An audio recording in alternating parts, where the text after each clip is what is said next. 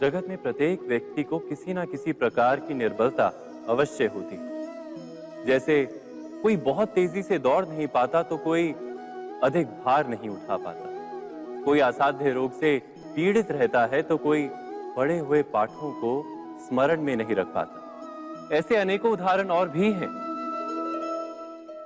क्या आप किसी ऐसे व्यक्ति को जानते हैं जिसे सब कुछ प्राप्त हो और हम जीवन की उस एक निर्बलता को जीवन का केंद्र मानकर जीते हैं? इस कारणवश हृदय में दुख और असंतोष रहता है सदा। निर्बलता मनुष्य को जन्म से अथवा संजोग से प्राप्त होती है, किंतु उस निर्बलता को मनुष्य का मन अपनी मर्यादा बना लेता है। किंतु कुछ व्यक्ति ऐसे भी होते हैं जो अपने पुरुषार्थ और श्रम से उस निर्बलता को पराजित कर देते हैं। क्या भेद है उनमें और अन्य लोगों में? क्या आपने कभी विचार किया है? सरल सा उत्तर है इसका। जो व्यक्ति निर्बलता से पराजित नहीं होता, जो पुरुषार्थ करने का साहस रखता है हृदय में, वो निर्बलता को पार कर जाता है। अर्थात निर्बलता अवश्य ईश्वर देता है, किंतु मर्यादा मनुष्य का मन ही निर्मित करता है। स्वयं विचार कीजिए।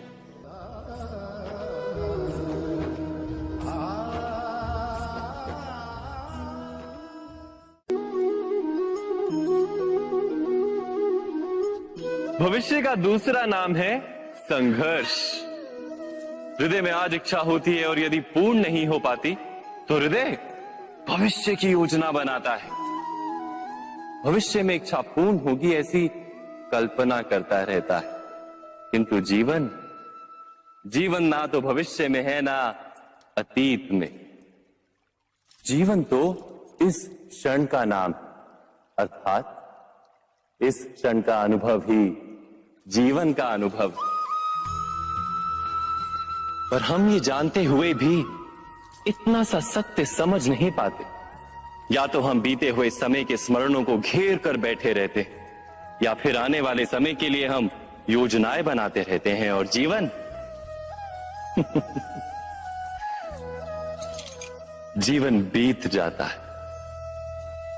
एक सत्य यदि हम हृदय में उतार लें कि ना हम भविष्य देख सकते हैं, ना ही भविष्य निर्मित कर सकते हैं, हम तो केवल धैर्य और साहस के साथ भविष्य को आलिंगन दे सकते हैं, स्वागत कर सकते हैं भविष्य का। तो क्या जीवन का हर पल जीवन से नहीं भर जाएगा? स्वयं विचार कीजिए।